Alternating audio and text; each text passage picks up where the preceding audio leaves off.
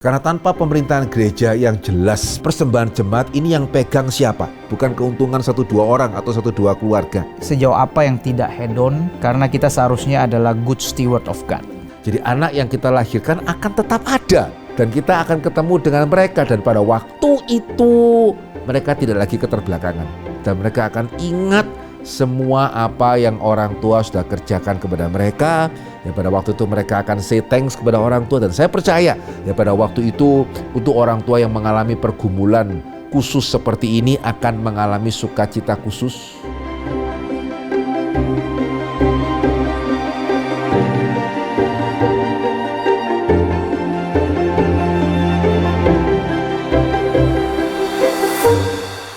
Ya, halo Pak Henry, kita kembali di dalam Fokus Q&A. Dan hari ini ada pertanyaan-pertanyaan yang sangat personal tentang anak yang berkebutuhan khusus, kemudian ada tentang diakonia, penggunaan kekayaan, dan lain sebagainya. Yang pertama Pak, saya seringkali mendengar bahwa setelah kita diselamatkan, kita akan mengalami penyucian hari demi hari. Semakin hari semakin suci. Namun demikian, saya seringkali berasa bahwa hidup saya tidak linear. Saya seringkali jatuh bangun dalam dosa dan melakukan berulang kali. Pertanyaan saya adalah, jika orang Kristen berulang kali jatuh bangun dalam dosa yang sama dan tidak merasa mengalami penyucian hari demi hari, apakah ini tanda mereka belum diselamatkan? Dan jika mereka sudah ternyata diselamatkan, apakah berarti Tuhan dapat mengizinkan beberapa dosa dalam hidup kita yang tidak akan hilang sampai kita bertemu Tuhan nanti? Contohnya perampok yang disalib di pinggir Tuhan Yesus, bukankah dia tidak sempat mengalihkan penyucian setelah momen pertobatannya? Oke, baik. Kalau kita bicara lebih dalam ya, ini berkenaan dengan doktrin sanctification sebetulnya, pengudusan. Kita perlu mengingat bahwa di dalam teologi reform, pada waktu kita kembali kepada Alkitab, kita menemukan ada 3 jenis pengudusan. Ya, saya rasa ini pembedaan yang setiap orang percaya sangat-sangat perlu sadari ya. Yang pertama adalah pengudusan awal. Ya, pengudusan awal berarti bagi setiap orang yang percaya kepada Yesus sebagai Tuhan dan Juru Selamat, bertobat, mengaku dosa, maka pada hakikatnya yang bersangkutan sudah dikuduskan oleh darah Kristus. Demikian juga ya, Roh Kudus sudah tinggal di dalam hati kita. Ya, sehingga pada hakikatnya setiap orang yang sungguh-sungguh percaya kepada Yesus, mereka adalah orang kudus. Kita lihat dari 1 Korintus pasal yang pertama, ayatnya yang kedua ya.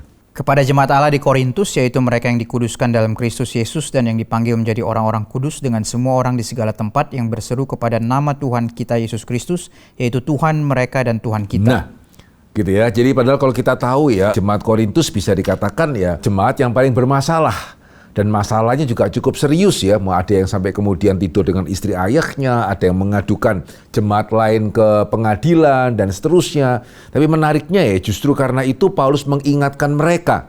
Ya, kenapa di awal surat Korintus Paulus berbicara mengenai orang yang dikuduskan? Ya karena sebetulnya itu Paulus ingin mengingatkan mereka, kamu adalah orang kudus. Ya, sehingga belajarlah hidup sebagaimana layaknya orang kudus. Dan tadi Paulus jelas mengatakan setiap orang yang di dalam Kristus itu adalah orang yang sudah dikuduskan. Dengan kata lain ya, setiap kita adalah orang kudus. Nah, kalau sampai kemudian ada di antara kita yang merasa, masa Pak, saya kan masih bisa berbuat dosa. Nah, itu membuat kita perlu menyadari ada sekarang tipe pengudusan yang kedua. Jadi setelah pengudusan awal, ada yang namanya pengudusan progresif. Dan satu kebenaran yang kita perlu sadari yang sebetulnya juga beberapa kali sudah sempat kita singgung ya. Hanya orang kudus yang bisa belajar hidup dalam kekudusan. Jadi bukan karena saya belum jadi orang kudus, saya bagaimana belajar hidup kudus. Tetapi karena saya sudah orang kudus, saya belajar hidup kudus. Sekali lagi perbandingan yang sudah sering kita juga bahas ya. Hanya karena anak saya bisa jalan, maka saya ajari anak saya jalan. Hanya karena anak saya bisa melihat, saya mengajari dia, jangan lihat yang tidak boleh dilihat. Ini prinsipnya seperti ini, Vikaris Kias. Ya, jadi setiap kita sebetulnya sudah dikuduskan, ya sehingga ini perlu disadari ya oleh setiap saudara yang menonton sesi ini, khususnya juga kalau yang bertanya, saudara sudah dikuduskan, kalau saudara sudah percaya kepada Yesus. Nah, baru sekarang kita karena sudah dikuduskan, kita sekarang hidup di dalam pengudusan progresif. Nah, di dalam pengudusan progresif ini memang tidak linear. Saudara perlu ketahui bahwa saudara dalam hal ini serupa dengan saya, serupa dengan Vikaris Kias, serupa dengan setiap orang Kristen yang setelah dipanggil masih tinggal di dalam dunia ini. Ada sebuah judul buku ya, ditulis oleh Charles Swindoll. Ya judulnya itu menarik ya. Judulnya itu adalah Maju 3 Langkah, Mundur 2 Langkah. Ya saya rasa itu menggambarkan situasi hidup Kristen ya di dalam pengudusan progresif. Ya kita akan ada kemajuan, tetapi memang akan ada kemunduran. Ya pasti kita masih jatuh ke dalam dosa, dan betul ketika tadi ditanyakan apakah Tuhan memang masih mengizinkan beberapa dosa ada di dalam hidup kita, jawaban yang lebih tepat adalah memang Tuhan tidak memberikan kepada kita kesempurnaan di dalam hal kemenangan atas dosa ya karena kita masih tinggal dalam dunia berdosa. Ya sehingga saudara ada pergumulan kita terhadap dosa, dan juga ya meskipun ini jangan dimengerti secara vulgar ya, in a sense bersyukur dalam tanda kutip. Ya kita melakukan dosa yang sama berulang-ulang, ya sekali lagi dalam tanda kutip ya bersyukurnya ya, karena ya akan jauh lebih mengkhawatirkan ya kalau kita melakukan semua dosa yang bisa dilakukan. Gitu ya. Ya sehingga sebetulnya pengudusan sudah terjadi, tapi ya memang tidak semuanya kita bisa menang, ada dosa-dosa tertentu yang masih membuat kita bergumul, dan saya rasa ada hikmat bijaksana Tuhan mengizinkan hal itu. Ya salah satunya gitu ya yang saya pikirkan, ada yang saya renungkan adalah itu membuat kita nanti di surga benar-benar tidak mau berdosa. Ya jadi nanti ya kita percaya pada waktu, nah ini yang ketiga ya, sekaligus yang ketiga itu pengudusan final. Nah ini baru pada waktu kita itu bersama-sama dengan Kristus. Nah baru pada waktu itu kita linear, dalam pengertian tidak lagi kita bisa jatuh ke dalam dosa, tetapi bukan karena waktu itu kita robot ya, tetapi memang karena kita tidak mau. Ya kenapa kita tidak mau? Ya karena kita bersyukur akhirnya pergumulan sekian puluh tahun akhirnya saya menang. Ya sehingga tanpa harus dipaksa, tanpa harus dirobotkan, ya kita tidak mau aja sih.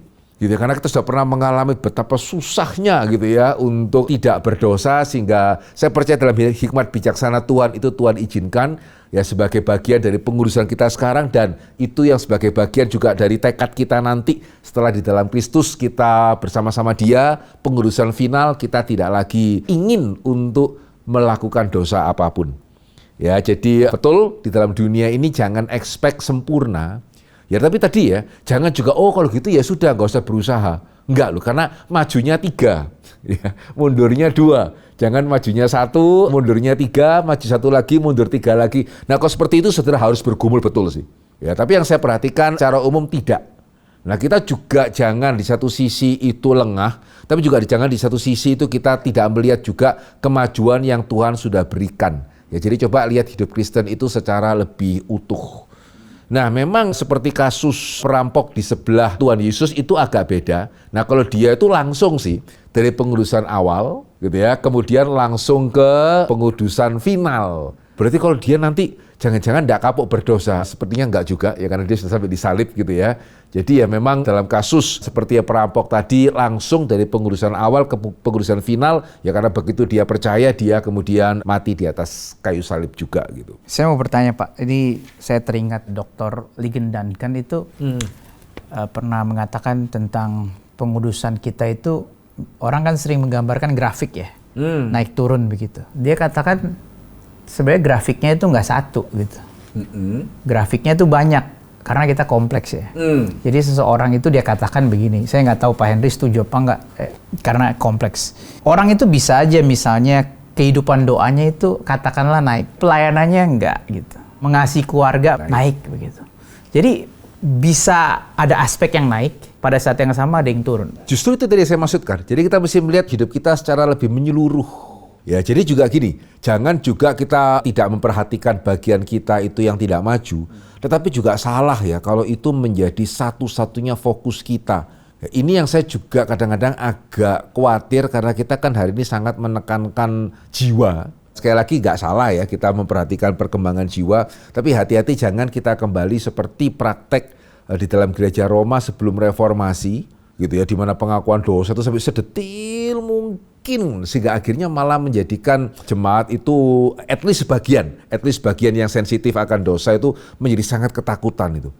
Ya, jadi kita bisa melihat secara menyeluruh. Saya sangat setuju tadi, terima kasih Vikaris Kias menambahkan kita tuh kompleks. Ya meskipun ya kalau semuanya dijumlah harusnya juga naik. Iya, setuju, nah, setuju. Gitu ya. Jadi oke, saya rasa ini bagus kombinasikan tadi dengan apa yang dikatakan oleh Ligon Duncan ya.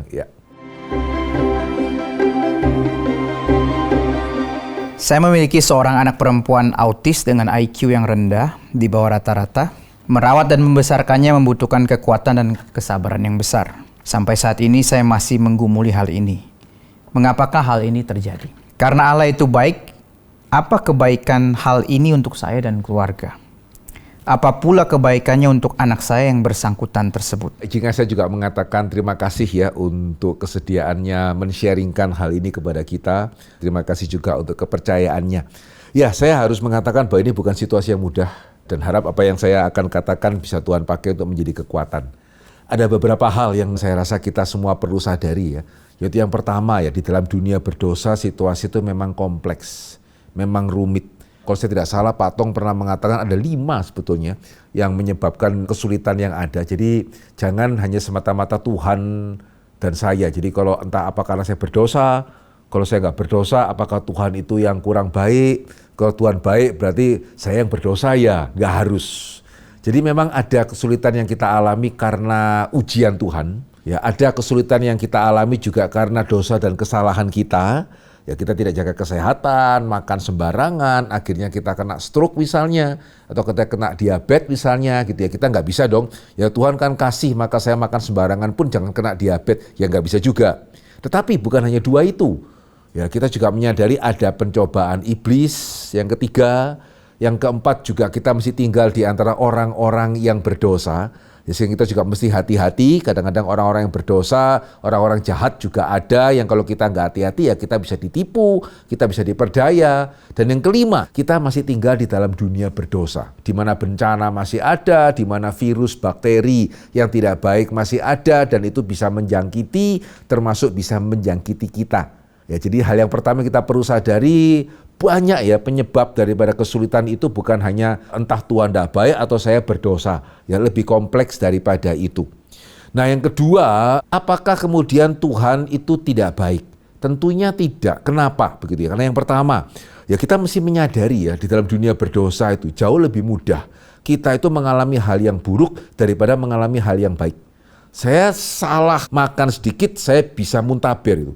Tidak bisa kemudian muntaber itu sembuh begitu saja. Saya ceroboh, ya cangkir di depan saya bisa pecah.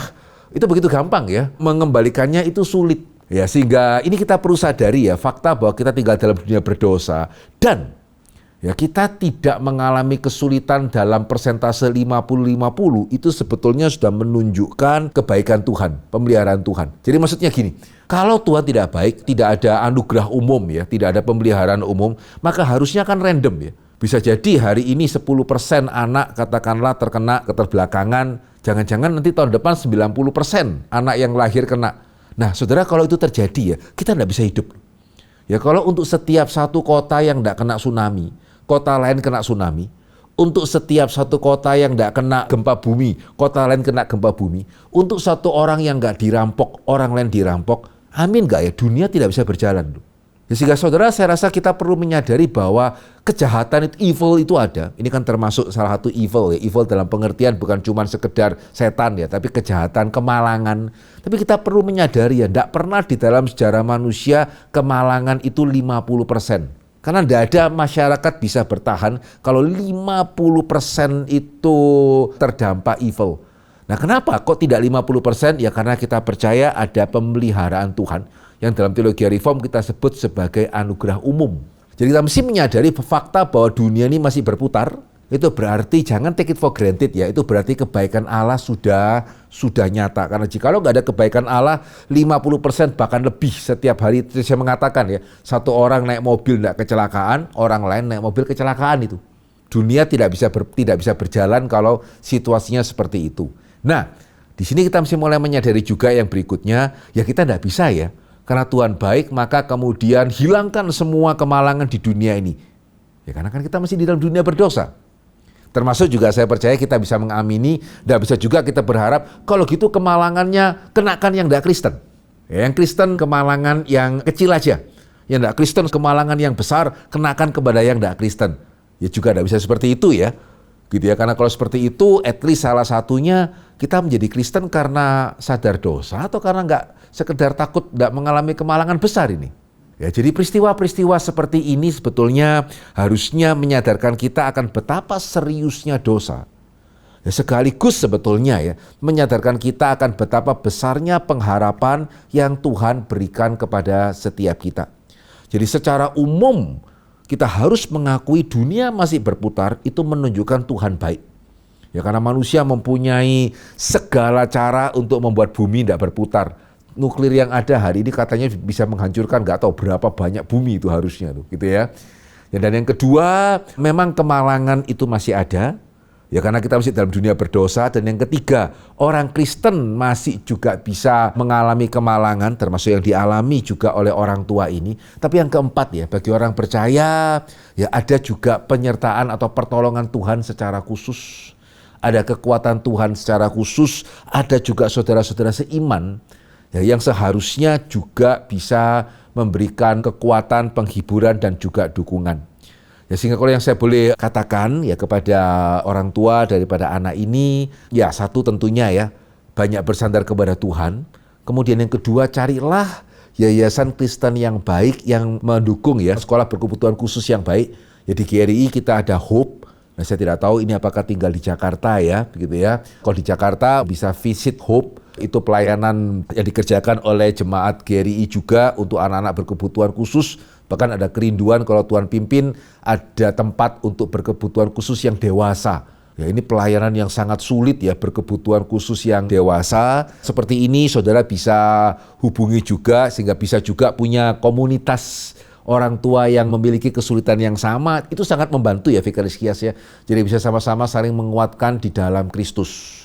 Dan satu lagi yang terakhir yang kiranya boleh menjadi kekuatan, boleh percaya bahwa apa yang dilakukan tidak sia-sia karena ada yang ingat. Yang ingat tentunya Tuhan ingat dan itu akan diperhitungkan begitu di kekekalan nanti. Dan yang kedua, harap Bapak Ibu yang memiliki pergumulan seperti ini juga boleh ingat bahwa anak saudara yang hari ini nggak ingat, nanti di kekekalan itu ingat loh. Gitu ya. Jadi mereka sekarang karena tadi ya mempunyai keterbelakangan, ya mereka juga tidak bisa say thanks, ya mereka juga mungkin sepertinya apapun yang kita lakukan ya kok sepertinya nggak berdampak loh. Ya karena anak yang kita lahirkan itu tidak berhenti berada setelah dia meninggal. Ya dan karena dia adalah anak orang percaya, apalagi dalam situasi seperti ini kita percaya ada anugerah Tuhan yang khusus ya. Jadi anak yang kita lahirkan akan tetap ada dan akan menjadi penghuni surga. Dan kita akan ketemu dengan mereka dan pada waktu itu mereka tidak lagi keterbelakangan. Dan mereka akan ingat semua apa yang orang tua sudah kerjakan kepada mereka. Ya pada waktu itu mereka akan say thanks kepada orang tua. Dan saya percaya ya pada waktu itu untuk orang tua yang mengalami pergumulan khusus seperti ini akan mengalami sukacita khusus. Ya yang mungkin tidak akan dialami oleh saya maupun juga Vikaris Kias. Ya anak yang bersangkutan yang kita lihat dalam dunia kok gini ya, diajari kok tidak bisa di surga, bisa loh. Ternyata benar-benar tidak ada bedanya dengan setiap kita gitu ya, di surga nanti dengan tubuh yang baru. Saya percaya itu sukacita khusus, tidak akan bisa dialami oleh saya Vikaris Kias yang tidak mengalami pergumulan khusus seperti ini. Jadi nantikanlah saat-saat itu dan harap ini bisa memberikan kekuatan untuk menjalani pergumulan yang memang tidak mudah selama di dunia ini. Kiranya itu boleh menguatkan. Kalau tidak salah ingat ada episode di mana Pak Henry berkata kita tidak bisa tiba-tiba kembali ke cara hidup jemaat mula-mula. Seperti semua uang ditaruh di tengah dan siapa yang butuh bisa ambil dulu. Itu mengapa? Apakah gereja tidak seharusnya membimbing kita kembali ke gaya hidup tersebut? Memang karena konteks penjajahan, tetapi bukankah Allah menekankan konsep murah hati di mana kita mengasihi sama kita seperti diri kita sendiri dan membantu kaum miskin seperti membantu atau melihat Dia, Kristus. Baik, ya sedikit klarifikasi dulu ya. Jadi gereja mula-mula juga tidak taruh tengah semua boleh ambil ya. Ada pengaturan ya, itu kenapa ada diaken gitu ya. Jadi ada pengaturannya juga gitu ya. Karena kalau taruh tengah semua boleh ambil, bisa-bisa yang perlu malah nggak ambil termasuk di gereja mula-mula ya. Jadi ada para rasul kemudian tidak sanggup karena jemaat semakin banyak, diangkatlah diaken gitu ya. Ya, jadi sebetulnya begini ya, secara praktek memang kita tidak mungkin persis sama dengan jemaat mula-mula karena hari ini kan lebih kompleks. Ya, secara jumlah jemaat juga jauh lebih kompleks. Ya, sehingga sederhananya pada waktu itu kan seperti misalnya perjamuan kudus, Ya satu roti dibagikan. Nah sekarang untuk alasan higienis dan sepertinya dunia modern, polusi semakin banyak, bakteri semakin banyak, kita tetap melakukan perjamuan kudus tapi tidak dengan cara yang persis sama seperti gereja mula-mula. Dalam hal ini ya juga sebetulnya sama. Kita memang tidak mungkin melakukan persis sama dengan gereja mula-mula karena hari ini apalagi gereja yang cukup besar ya. Ya bayangkan untuk gereja yang ribuan, yang ratusan aja kita tidak bisa membayangkan gitu ya, taruh tengah kemudian semuanya ambil. Tetapi harusnya secara prinsip setiap gereja mengerjakan. Sehingga izinkan saya mundur sedikit ya sebelum menjawab pertanyaan ini. Itu kenapa ya pemerintahan gereja itu sangat penting, Vikaris Kias. Ya karena tanpa pemerintahan gereja yang jelas begitu ya, pelayanan diakonia yang baik tidak bisa dikerjakan. Persembahan jemaat ini yang pegang siapa? Gitu. Sekali lagi, bukannya saya mau mengatakan harus persis sama semuanya seperti misalnya yang di GRI gitu ya, di mana persembahan yang masuk tidak kita yang pegang. Gitu ya, dan yang mengelola persembahan jemaat itu adalah orang-orang yang tidak mengambil sepeser pun dari uang jemaat, ya, sehingga jemaat bisa tahu persembahan yang mereka berikan itu bisa dipertanggungjawabkan di hadapan Tuhan. Nah sekali lagi saya juga tidak bermaksud mengatakan semua harus persis sama, tetapi ya pikirkan baik-baik gimana pertanggungjawabannya. Ya karena kalau semuanya persembahan saya yang pegang, ya terus bagaimana ini? Hanya sisanya saja untuk gereja, ini bagaimana ini? Sehingga yang pertama-tama adalah setiap gereja perlu memikirkan bentuk pertanggungjawaban pengelolaan persembahan yang bisa dipakai.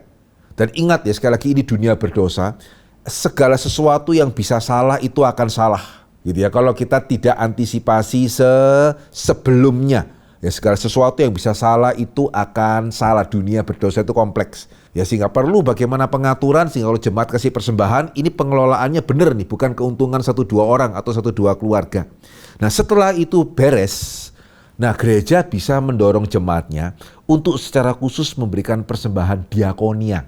Ya, memberikan persembahan diakonia. Nah, persembahan diakonia ini yang kemudian akan dikelola gitu ya oleh satu tim yang silakan ditunjuk oleh gereja bersangkutan ya untuk kemudian memberikan dukungan kepada jemaat-jemaat yang memerlukan, dan jikalau memang misalnya masih ada surplus bisa juga membantu jemaat-jemaat di luar gereja yang juga sekiranya membutuhkan gitu ya. Nah ini sebetulnya sama ya, sehingga prinsipnya dengan adanya diaken, dengan adanya pelayan diakonia yang baik, maka jemaat yang sungguh-sungguh memerlukan bisa untuk tetap mendapatkan dukungan dan pertolongan. Nah kenapa perlu adanya diakonia, kok nggak langsung satu jemaat kasih yang lain? Karena sekali lagi ini dunia berdosa, begitu ya, termasuk di dalam gereja pun, gitu ya. Saudara ya tentunya yang sudah bergereja tahu ya, bukannya tidak ada yang mencoba untuk memanfaatkan. Ya ini resikonya kalau pelayanan kasih diberikan secara langsung, ini dunia berdosa. Ya jangan setelah itu kemudian, wah ternyata saya tertipu, nggak lagi mendukung deh, gitu ya. Jangan. Ya sehingga adakan gereja mesti mempunyai pelayanan diakonia yang baik. Jemaat memberikan persembahan melalui tim diakonia ini. Jemaat yang memerlukan bisa kemudian bicara sama tim ini. Dan tim ini akan mempunyai orang-orang untuk cek.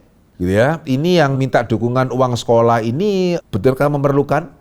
Orang tuanya bagaimana? Ya kenapa orang tuanya tidak bisa memberikan uang sekolah? Apakah nggak ada pekerjaan? Ataukah tidak mau kerja atau apa? Nah ini bisa dipertimbangkan case by case. Termasuk juga ya kalau ada jemaat, wah nih kecelakaan nih jemaat yang miskin. Bisa langsung kontak, oke, ke rumah sakit ini. Karena kadang-kadang nih kalau saya boleh mengatakan apa adanya ya, meskipun agak sedikit sarkas gitu ya, gampang loh berbuat baik. Kalau orang lain yang bayar. Gitu ya. Jadi kalau nggak ada tim diakonia kemudian, wah ini kecelakaan, oke masuk aja rumah sakit ini. Waduh, gitu. Terus kemudian ada BPJS, enggak. Nah, terus bagaimana? Loh gereja kan kasih. Ya gereja harus mendukung, waduh ya ini rumah sakitnya yang mana dulu nih? Betulkah harus masuk rumah sakit ini nih? Gitu ya. Sehingga kalau ada tim diakonia dari awal bisa diarahkan, dan ini saya rasa prinsip fairness yang baik ya. Kalau ada jemaat yang mau disupport diakonia ya harus mau diarahkan. Ya enggak bisa saya mau diakonia itu dukung tapi saya mau berobatnya ke Malaysia ya. Oh iya atau ke Singapura ya. Ya nanti dulu ya. Ya kita lihat kebutuhannya situasinya seperti apa. Ya sehingga diakonia gereja hari ini harusnya sudah sama dengan praktek di gereja mula-mula, khususnya kita baca dalam Kisah Para Rasul. Kalau Kristus mengajarkan kita hidup sederhana dan membela kaum marginal, apalagi konteks Injil Lukas, apakah hidup dalam kekayaan, harta dan aset yang banyak, lalu spending secukupnya, seperlunya, itu berkenan di mata Tuhan? Pertanyaan saya bukan boleh atau tidak boleh, tapi lebih ke bagaimana kita merespon Kristus dengan gaya hidup yang berkenan. Karena itu pembahasan saya dan teman-teman saya soal beli rumah, mobil, rekreasi, sejauh apa yang tidak hedon. Karena kita seharusnya adalah good steward of God. Oke, ya saya bersyukur ya tadi dikatakan bukannya pertanyaan boleh atau tidak boleh. Iya, baik gitu ya, itu sangat-sangat baik. Betul, kita mesti melihat ada beberapa prinsip ya. Jadi setuju, bukan boleh atau tidak boleh, tetapi prinsipnya apa dan apakah itu pada tempatnya. Jadi segala sesuatu yang pada tempatnya itu baik, segala sesuatu yang tidak pada tempatnya itu tidak baik. Salah satu praktek yang kita bisa lakukan ya untuk berkenaan dengan harta yang Tuhan percayakan kepada kita, bagaimana memakainya adalah praktek persentase. Tidak akan pada tempatnya ya, kalau saudara bahkan berpuluhan juga tidak pada tempatnya, berarti kita mesti buat persentase, ya berarti pertama-tama 10% itu adalah untuk Tuhan. Dan kalau memang kita diberikan lebih gitu ya, baik loh kalau boleh menggumulkan apakah memang sudah waktunya saya memberikan lebih dari 10%. Gitu ya. Nah, lebih dari 10% itu silakan masing-masing menggumulkan. 10% itu merupakan sesuatu keharusan. Ya, dan setelah itu tentunya tadi ya mulai masuk ke pengeluaran sehari-hari, ya mulai masuk ke kebutuhan sehari-hari, kebutuhan keluarga. Nah, dalam hal ini ya kita kembali kepada firman Tuhan, di satu sisi jelas Alkitab pastinya tidak akan mendukung gaya hidup berfoya-foya, gaya hidup hedon, tetapi juga Alkitab tidak mendukung gaya hidup yang seminimalis mungkin. Gitu ya. Jadi di dalam Alkitab tidak harus kalau sefrugal mungkin itu semakin rohani, enggak loh.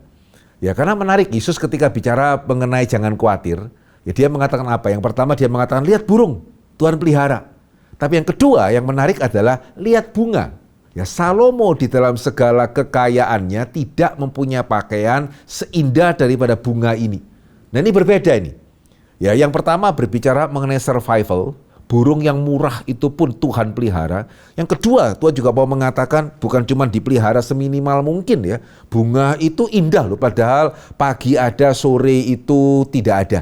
Ya, dan di dalam Alkitab juga kita melihat bagaimana Abraham, orang yang sangat mampu begitu ya. Bahkan Tuhan Yesus pun sering dibandingkan dengan, jadi seringkali orang hanya ingatnya Yesus mengatakan tidak punya tempat meletakkan kepala, ya itu betul. Tapi juga jangan lupa loh, pada zaman Yesus itu orang ketika membandingkan Yesus dengan Yohanes Pembaptis, wah Yesus suka makan nih gitu ya. Sementara Yohanes gila ya, kok cuma makan makanan begitu minimalis. Sementara Yesus ini wah ini suka makan, dan beberapa kali juga Yesus itu menghadiri undangan makan. Demikian juga ya Paulus mengatakan di dalam Filipi pasal keempat, aku tahu apa itu kekurangan, aku tahu apa itu kelebihan. Sehingga dalam hal ini ya sebetulnya juga ada angka pasti, silakan. Ya silakan pakai untuk kebutuhan. Saya asumsikan yang bertanya sepertinya Tuhan berkati cukup ya. Sehingga jangan juga terlalu minimalis sehingga akhirnya ya anak saudara ada kepahitan gara-gara papa saya Kristen.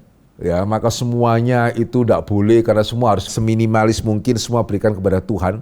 Saya sering mengatakan kepada pasangan yang menikah yang saya bimbing, sangat baik ya kalau ada persentase silakan tentukan uang jajan. Nah, uang jajan ini boleh dipakai untuk hal-hal yang for fun. Gitu ya, jadi suami punya hobi yang istrinya juga nggak ngerti hobi apa, jadi ngapain gitu, punya jam semua juga sama, sementara istri juga punya kebutuhan yang suami nggak ngerti, perlengkapan senjatanya kok banyak sekali gitu ya. Ya, selama bisa dibeli dengan uang jajan yang sudah dialokasikan ya silakan. Ya berapa jumlahnya silakan alokasikan sendiri. Gitu ya, jadi silakan menentukan kebutuhan sehari-hari yang bukan berfoya-foya, tapi juga jangan seminimalis mungkin. Nah, kalau kemudian, wah sisanya masih banyak Pak, nah boleh. Persentase berikutnya, apakah saudara memang tergerak untuk secara khusus mendukung orang-orang yang miskin di luar Kristen? Gitu ya, silakan loh. Ya, perpuluhan tidak untuk kebutuhan sosial di luar gereja, karena itu adalah untuk supaya pekerjaan Tuhan bisa jalan. Tapi kalau yang bertanya ini mempunyai berkat lebih, silakan 5%, berapa persen? Gitu ya, yang saudara alokasikan untuk mendukung orang-orang berkebutuhan di luar rumah Tuhan, silakan saja. Ya berapa persen yang akan ditabung begitu ya untuk nanti ke depan anak gitu ya, dan yang terakhir ya silakan alokasikan berapa persen untuk liburan keluarga, is oke aja loh. Tadi kan saya mengatakan untuk mereka yang baru nikah, baru mulai ya mungkin sebatas uang jajan. Ya tapi kalau saudara diberkati lebih ya silakan, oke ya dari sekian persen saya alokasikan untuk mobil karena saya suka mobil nih. Ya kalau memang misalnya jumlahnya terpenuhi ya silakan beli. Ya sehingga saya rasa salah satu yang baik yang kita bisa pakai untuk mempertanggungjawabkan berkat yang Tuhan berikan kepada kita yang pada tempatnya adalah melalui persentase. Nah, masing-masing silakan menggumulkan begitu ya. Tidak ada rumusan sakleknya atau Tauratnya seperti apa begitu. Bagaimana cara belajar musik? Untuk khotbah pengajaran itu banyak gereja Reform memberikan pengajaran akses di YouTube, tapi untuk belajar musik sulit ditemukan sumber-sumber dari Gary. Ya, memang harus diakui tidak banyak ya secara source gitu ya. Di kita juga kan yang benar-benar mengerti musik kan juga tidak banyak, dan saya tidak tahu apakah nanti satu hari Reform 21 bisa membuat musik corner. Nah, saudara, memang perlu effort ya, nggak ada jalan mudah ya. Sayangnya saya nggak bisa memberikan jalan mudah. Ya, kalau saudara misalnya tinggal di Jakarta, saudara bisa secara berkala ikut di konser-konser yang diadakan di Aula Simfonia. Nyaris setiap bulan ada konser musik yang sangat baik yang dikondak oleh Pendeta Stephen Tong, juga oleh Eunice Tong, begitu juga ada Rebecca Tong, bahkan kadang-kadang Pak Yahya Ling. Pak Yahya Ling itu saya pernah sekali lihat dia kondak Oscar itu. Oscar atau Grammy ya, setahu saya Oscar itu. Ya, dan dia kondak di sini loh. Ya, ini konduktornya Oscar itu kondak di sini gitu ya. Sehingga saudara bisa ke websitenya Aula Simfonia gitu ya. Saudara lihat aja jadwal-jadwal yang ada. Wah, kalau saudara di Jakarta ya setiap bulan minimal sekali ya bisa lihat ya. Bahkan kapan hari ada bulan musik klasik itu setiap minggu saudara bisa lihat. Nah, memang ya saudara, kalau di luar Jakarta akan lebih sulit. Ya, sehingga saya hanya bisa sejauh ini ya. Ya sayang sih pertanyaan ini baru masuk karena sebetulnya Stritch itu sekolah teologi Reform Injili untuk kaum awam. Baru saja kelas Pak Billy mengenai musik gereja itu selesai. Jadi andai kata saudara tanyanya tahun lalu gitu ya saya akan sarankan ikut di Stritch. Tapi ya ini baru selesai ya, nggak tahu kapan lagi nih bisa ada kelas mengenai musik. Ya, sehingga memang tidak gampang ya, khususnya saudara yang di luar Jakarta, tidak mudah ya. Mungkin ya someday kalau ada Stritch lagi membahas mengenai musik, kita akan coba informasikan. Ya, dan salah satunya yang paling sederhana adalah yang paling bisa saudara lakukan, coba lihat jadwal. Ya, kalau nanti ke Jakarta disesuaikan tanggalnya dengan jadwal konser di Aula Simfonia. Ya, memang ini nggak gampang sih untuk Indonesia, memang tidak mudah untuk mempelajari musik-musik yang klasik. Baik Pak Henry, terima kasih untuk setiap jawabannya hari ini. Kita bersyukur pertanyaan-pertanyaan sudah boleh dijawab, tapi kalau saudara masih mempunyai pertanyaan yang lain, silakan mengirimkan pertanyaan Anda melalui WhatsApp atau komen di YouTube. Link kelas fokus episode 1-22 yang membahas dari penciptaan sampai eskatologi bisa didapatkan di dalam kolom deskripsi. Jika saudara mendapat berkat dari program ini, silakan share kepada yang lain. Mari kita bersama bertumbuh menjadi orang Kristen yang dewasa. Tuhan memberkati.